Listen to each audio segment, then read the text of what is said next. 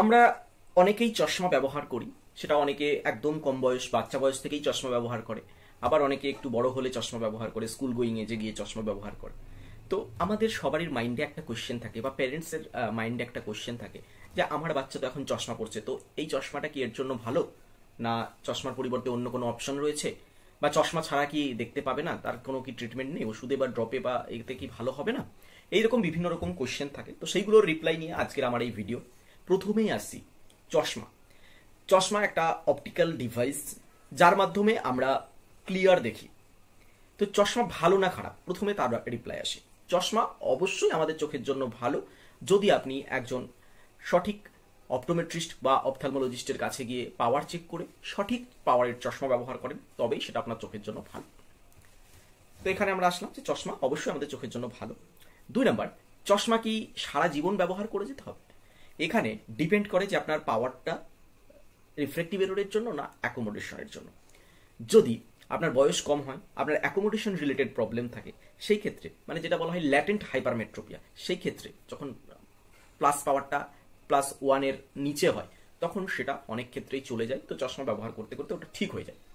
কিন্তু ধরুন আপনার রয়েছে মাইনাস পাওয়ার, তো সেই ক্ষেত্রে আপনার কিন্তু চোখের পাওয়ার না যাওয়ার সম্ভাবনা সবচেয়ে বেশি, তো সেই ক্ষেত্রে আপনাকে লং টাইম চশমা ব্যবহার করতে হবে। এবার 3 নম্বর যে কোশ্চেনটা রয়েছে যে চশমা ছাড়া কি অল্টারনেট কোনো উপায় নেই? তো এখানে রিপ্লাই একটাই, চশমা ছাড়া অবশ্যই অল্টারনেট উপায় রয়েছে। এখন বর্তমান মডার্ন আমাদের মেডিকেল সায়েন্সে লেজার হচ্ছে, সেটা লেসিক লেজার, কন্টিউরা ভিশন এগুলো হচ্ছে।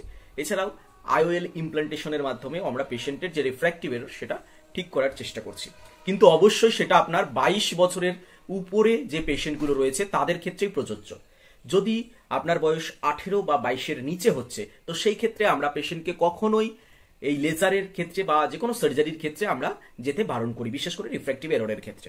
তো সেই ক্ষেত্রে আমাদের হাতে গোনা দুটোই অপশন থাকে, এক হচ্ছে কন্ট্যাক্ট লেন্স, 2 হচ্ছে স্পেকটাকেল। স্পেকটাকেল মানে চশমা। তো কন্ট্যাক্ট লেন্স যেটা রয়েছে, যেটা চোখের লেন্স পরা, সেইটা ক্ষেত্রে আমাদের কিছু নিষেধাজ্ঞা রয়েছে। তার মধ্যে প্রথম যেটা হচ্ছে কন্ট্যাক্ট লেন্স ব্যবহারে আপনি 8 ঘন্টার বেশি টাইম স্পেন্ড করতে পারবেন না। কন্ট্যাক্ট লেন্স আপনি সর্বোচ্চ 8 ঘন্টা ব্যবহার করতে পারেন, তার বেশি ব্যবহার করলে সেটা আপনার চোখের জন্য ক্ষতি। তো অবশ্যই কন্ট্যাক্ট লেন্স ব্যবহার করতে পারেন, কিন্তু সেটা 8 ঘন্টার কমে।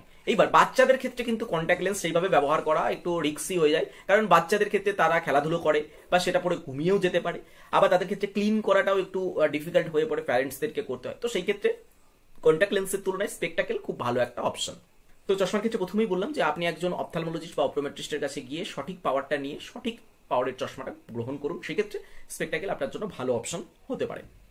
এবার আসছি যে আমরা চশমা কেন ব্যবহার করি।